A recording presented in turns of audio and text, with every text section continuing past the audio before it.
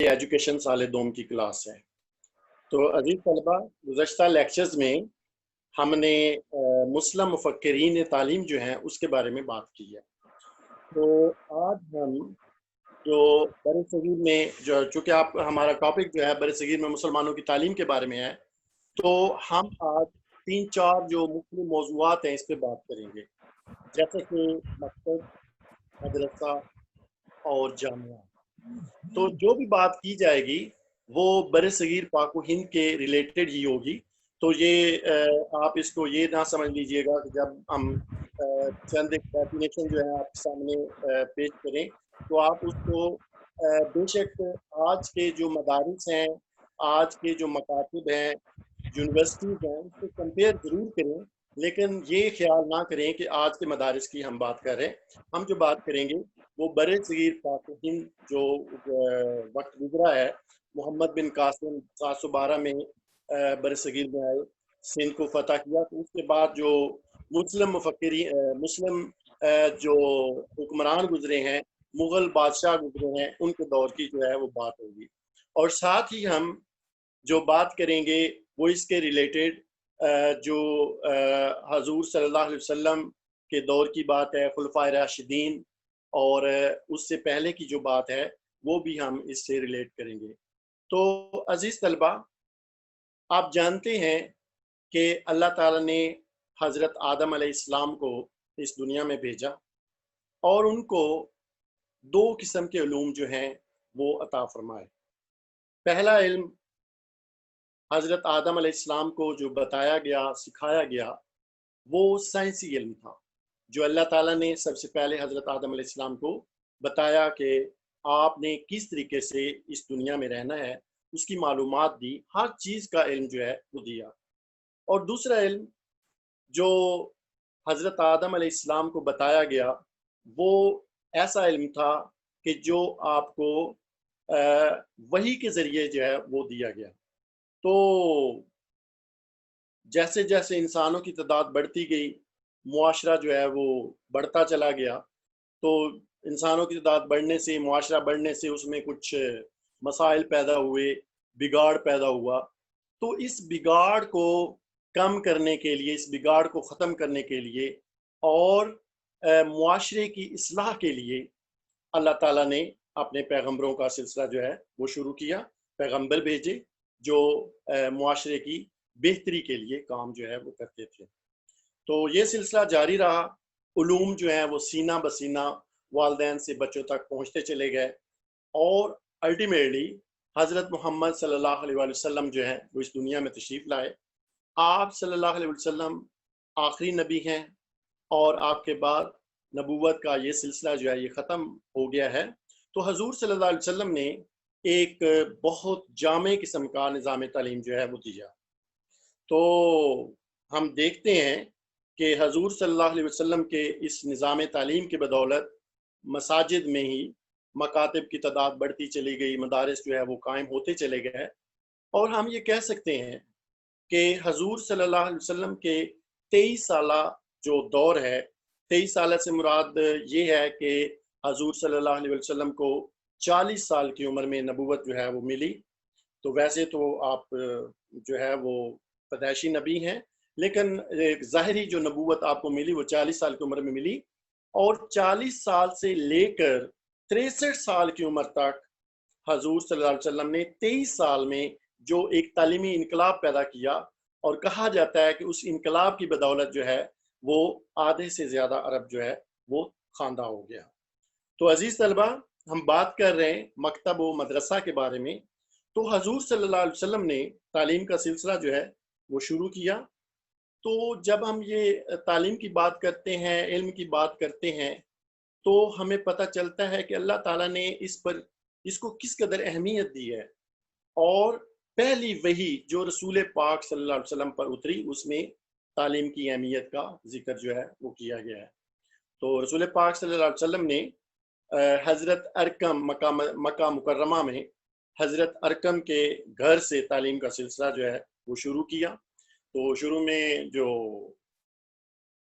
طلباء کہہ سکتے ہیں یا صحابہ کرام، وہ چھپ چھپ کر تعلیم جو ہے وہ حاصل کرتے، رسول پاک صلی اللہ علیہ وسلم پر جو وحی اترتی آپ جو ہے وہ صحابہ کے سامنے پیش کرتے، اس کو ایکسپلین کرتے، تو کچھ صحابہ اس کو زبانی یاد کر لیتے، کچھ جو ہیں وہ اگر وہ لکھنا پڑھنا جانتے تھے تو اس کو لکھ لیتے۔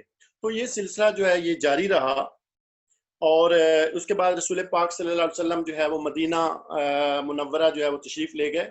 وہاں پہ مسجد نبوی میں رسول پاک صلی اللہ علیہ وسلم نے تعلیم و تربیت کا سلسلہ جاری کیا، اور ایک کہتے ہیں کہ ایک چبوترا بنایا گیا جسے صفا جو ہے وہ کہا جاتا ہے۔ تو اس چبوترے پر جو ہے وہ 70 کے قریب صحابہ کرام بیک وقت جو ہے وہ تعلیم حاصل کرتے تھے۔ جو صحابہ یا دوسرے طلباء کہہ سکتے ہیں وہ دور دراز سے تشریف لاتے، وہ یہاں پہ قیام کرتے، ٹھہرتے، اور اس کے بعد جو ہے وہ تعلیم و تربیت کا سلسلہ جو ہے وہ جاری رکھا جاتا، تو وہاں پہ رہائش رکھتے۔ اس لیے ہم کہہ سکتے ہیں کہ صفا جو ہے وہ ایک اقامتی ادارہ بھی تھا۔ تو یہ مدرسہ قائم کیا گیا۔ اس کے بعد رسول پاک صلی اللہ علیہ وسلم نے مدینہ منورہ سے 3 میل کے فاصلے پر ایک مسجد قباء ہے، وہاں پہ بھی ایک مدرسہ قائم کیا۔ تو ہسٹری ہمیں بتاتی ہے کہ رسول پاک صلی اللہ علیہ وسلم کے دور میں 9 سے زیادہ ایسی مساجد تھی جن میں مدارس بھی قائم تھے۔ تو مدارس اور مسجدوں کا آپس میں چولی دامن کا ساتھ تھا، جہاں پہ مسجد ہوتی تھی وہاں پہ مدرسہ بھی قائم کیا جاتا تھا۔ اس کے بعد ہم بات کرتے ہیں، ساتھ ہی میں یہ اٹیچ یہ بھی بات کر دوں کہ رسول پاک صلی اللہ علیہ وسلم نے نہ صرف اپنے دور میں یہ سلسلہ جاری کیا، اپنے جو صوبائی جو گورنر ہیں ان کو کہا کہ جو بھی مساجد ہیں ان میں مدارس جو ہے وہ قائم کیے جائیں، اور یہ سلسلہ چلتا رہا۔ حضور صلی اللہ علیہ وسلم کے دور کے بعد صحابہ کرام کا جو دور آتا ہے، خلفائے راشدین کا دور آتا ہے، تو اس میں تعلیم کی طرف بڑی اہمیت دی گئی۔ تو حضرت عمر فاروق رضی اللہ تعالیٰ عنہ جو کہ خلیفہ دوم ہیں، ان کے دور میں ہم یہ دیکھتے ہیں کہ تعلیم میں باقاعدگی پیدا کی گئی، ایک سسٹمیٹک طریقے سے تعلیم کو جو ہے وہ اجاگر کیا جانے لگا۔ تو حضرت عمر رضی اللہ تعالیٰ عنہ کے دور میں جو علماء ہیں اور اساتذہ کرام، ان کو سرکاری جو ایک بیت المال بنا ہوتا تھا وہاں سے تنخواہیں جو ہیں وہ دی جانے لگی۔ تو بالکل جس طرح حضور صلی اللہ علیہ وسلم کے دور میں مکاتب کا جو مدارس کا سلسلہ تھا، بالکل وہ بعد میں بھی قائم رہا۔ تو حضرت عمر فاروق کے دور کے بعد ہم دیکھتے ہیں کہ خلیفہ ہارون الرشید، تو انہوں نے حکم دیا کہ ہر مسجد جو ہے اس میں ایک مدرسہ جو ہے وہ قائم کیا جائے۔ تو شروع میں یہ ہوتا تھا کہ مسجد اور مدرسہ جو ہے وہ ایک ہی عمارت میں قائم ہوتا، جہاں پہ مسجد ہوتی وہاں پہ ساتھ ہی مدرسہ جو ہے یا مکتب جو ہے وہ بنا دیا جاتا۔ لیکن اس کے بعد ایک دور آیا، ہم یہ دور ہے سلجوکی دور۔ تو سلجوکی دور میں یہ تبدیلی ہوئی کہ مدارس کو مساجد سے الگ بنایا جائے، ان کی عمارتیں جو ہیں وہ الگ بنائی جانے لگی، تو یہ تھوڑی سی اس میں تبدیلی ہوئی۔ لیکن تعلیم و تربیت کا سلسلہ جو ہے وہ جاری رہا، مکاتب بھی بنتے چلے گئے اور مساجد کی تعداد بھی بڑھتی چلی گئی، مدارس جو ہے ان کی تعداد میں بھی اضافہ ہوتا چلا گیا۔ تو ایک دور آتا ہے علی ارسلان، اس کے وزیر تھے نظام الملک، انہوں نے ایک مدرسہ قائم کیا، ایک الگ عمارت قائم کی اور اس کا نام رکھا نظامیہ بغدادیہ۔ تو یہ بڑا ایک بہت ہی فیمس قسم کا مدرسہ تھا۔ تو اس کے بعد کچھ اور جگہوں پہ بھی مدارس قائم ہوئے، جیسا کہ خراسان ہے، مرو، بصرہ، بلخ، موصل۔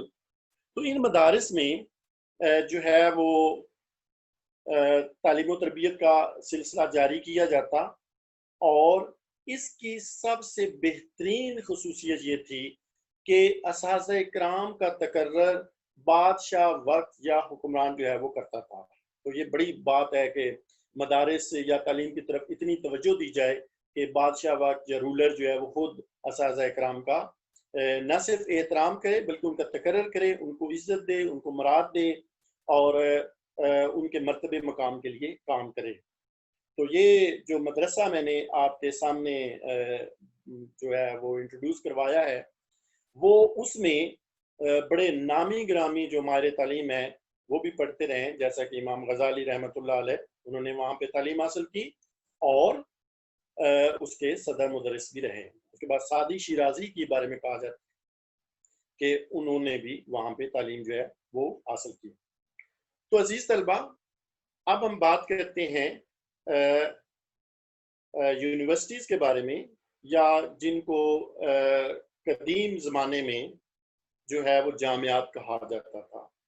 تو چونکہ ایک الگ سے عمارت جو ہے وہ نہیں ہوتی تھی یونیورسٹیز کی اعلیٰ تعلیم کی، تو جو بھی لوگ دور دراز سے آتے وہ جیسے ہی شہر میں آتے تو وہاں پہ علماء کرام جو ہیں، اگر وہاں پہ علماء ہوتے تو وہ کسی اونچی جگہ پر، کسی ستون پر یا چوکی پر عالم دین یا استاد محترم جو ہیں وہ بیٹھ جاتے، اور جو بھی طالب علم آتا وہ دائرے میں بیٹھ جاتا، حلقے کی صورت میں بیٹھ جاتا، ارد گرد بیٹھ جاتے اور تعلیم کا سلسلہ جاری کیا جاتا۔ عالم یا استاد محترم کسی بھی ٹاپک پر جو ان کا متعلقہ ٹاپک ہوتا، کوئی مسئلہ ہوتا، اس کو ایکسپلین کرتے، اور جو طالب علم ہے اس کو نوٹ کرتے، اس کو زبانی یاد کرتے۔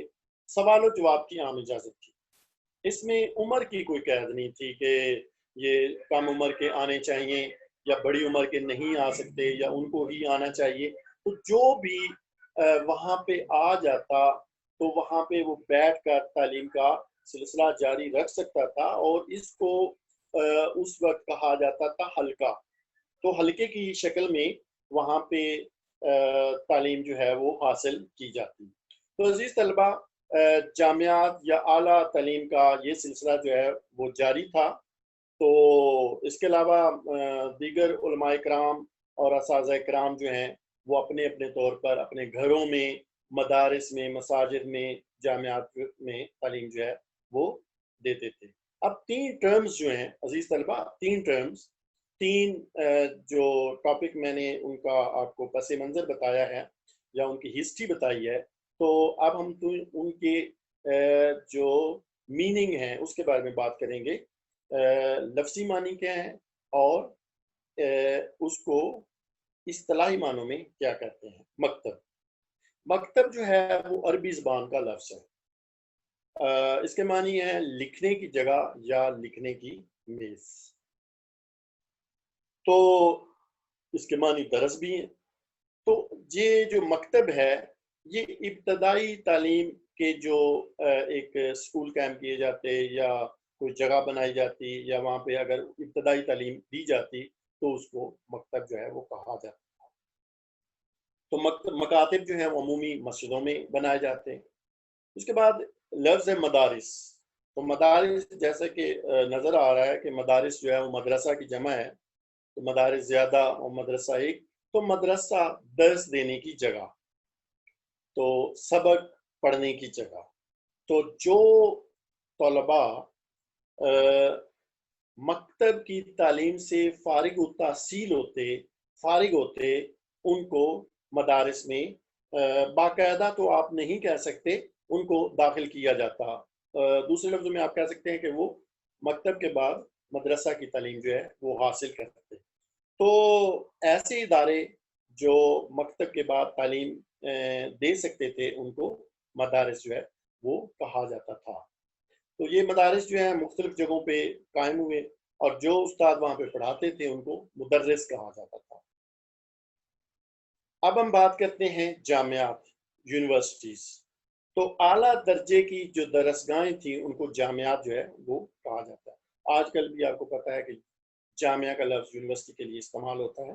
جامعہ جیسے جامعہ پنجاب ہے، تو اس طرح باقی بھی ہیں، تو جامعہ کراچی یا دوسری جو یونیورسٹیز ہیں ان کے ساتھ جامعہ کا لفظ لگایا جاتا ہے۔ تو یہ جو لفظ ہے یہ زمانہ قدیم کا لفظ ہے۔ تو اعلیٰ درجے کی تعلیم کے لیے جو ادارہ تھا اس کو جامعہ جو ہے وہ کہا جاتا تھا۔ تو جامعہ یا یونیورسٹی یہ قرون وسطیٰ میں یہ لفظ استعمال کیا جاتا تھا۔ تو بڑی درسگاہیں جو مشہور درسگاہیں تھیں اور یونیورسٹیز تھیں، ان میں ہم کہہ سکتے ہیں نظامیہ بغدادیہ، اور ایک اور درسگاہ تھی جامعہ مستنصریہ، یہ 1233 میں مستنصر باللہ نے اس کو قائم کیا۔ تو اس کی یہ جو جامعہ مستنصریہ ہے، اس کی سب سے امپورٹنٹ بات یہ تھی کہ یہ جامعہ بغدادیہ یا نظامیہ بغدادیہ سے تھوڑی سی اس لحاظ سے منفرد تھی، اعلیٰ پائے کی تھی کہ یہاں پہ طلباء جو ہیں ان کو بہت زیادہ مراد دی جاتی، ان کو جو ہے وہ چٹائیاں دی جاتی، ان کو وظائف جو ہے وہ دیے جاتے، کاغذ، دوات، قلم، اور اس کے ساتھ ساتھ زیتون کا تیل چراغ جلانے کے لیے جو ہے وہ بھی فراہم کیا جاتا۔ تو ایک اور قدیم ترین یونیورسٹی ہے جامعۃ الازہر، قاہرہ میں ہے، اور یہ دنیا کی قدیم ترین یونیورسٹی جو ہے اس کو سمجھا جاتا ہے 9ویں صدی میں اس کو قائم کیا گیا۔ تو یہاں پہ نہ صرف ایشیا بلکہ یورپ، افریقہ اور دوسرے جو جگہیں ہیں وہاں سے غیر ملکی طلباء جو ہیں یہاں پہ تعلیم حاصل کرتے تھے اور کر رہے ہیں۔ اندلس میں اسلامی تعلیم کا باقاعدہ آغاز ہوا 10ویں صدی عیسوی میں، اور کچھ جگہیں ہیں قرطبہ، غرناطہ، تلیطلہ، اشبیلیہ، یہ ان کے مراکز تھے۔ تو یورپ کے طلباء نے ان شہروں میں تعلیم حاصل کی۔ تو عزیز طلباء، جیسے ہم دیکھتے ہیں کہ 712 میں فتح سندھ ہوتی ہے، محمد بن قاسم جو ہے فاتح کی حیثیت سے یہاں پہ تشریف لاتے ہیں، تو انہوں نے اسلامی جو رولز ہیں، اسلامی جو اسلام ہے اس کی روح کے مطابق جو ہے وہ تعلیم کا سلسلہ یہاں پہ جاری کیا، اور یہ سلسلہ جو ہے ان کے بعد بھی جاری رہا۔ مسلم سلاطین، اور اس کے بعد جو ہے وہ آپ کہہ سکتے ہیں کہ ان کے بعد جو دور آیا، ان کے بعد جو مسلمان حکمران آئے، مغل حکمران آئے، تو انہوں نے بھی مکتب، مساجد، مکاتب، مدارس اور جامعات کی تعلیم جو ہے اس کو جاری رکھا۔ نہ صرف اس کو جاری رکھا بلکہ اس کو سسٹمیٹک کیا، اس کو بہتر کیا، اس میں خواتین کی تعلیم جو ہے اس کو بھی انٹروڈیوس کروایا۔ تو یہ سلسلہ جو حضرت آدم علیہ السلام سے تعلیم و تربیت کا شروع ہوا، تو وہ نہ صرف جاری رہا بلکہ مختلف شکلوں میں وہ مختلف ادوار سے گزرتا ہوا آج بھی بالکل جاری و ساری ہے، اور یہ تعلیم کا سلسلہ جو ہے وہ انشاءاللہ جاری رہے گا۔ تو عزیز طلباء، آج ہم نے 3 جو مختلف موضوعات ہیں اس پہ بات کی ہے، مکاتب، مدارس اور جامعہ، اور اس کو آپ نے لینا ہے برصغیر میں جو تعلیم ہے اس کے ساتھ اٹیچ کرنا ہے، اور اس کے پس منظر میں جو میں نے آپ کو باتیں کی ہیں اسی کے پس منظر میں کی ہیں، آپ نے اس کو اس کے ساتھ اٹیچ کرنا ہے۔ تو انشاءاللہ کل اس سے آگے جو لیکچر ہے وہ دیا جائے گا۔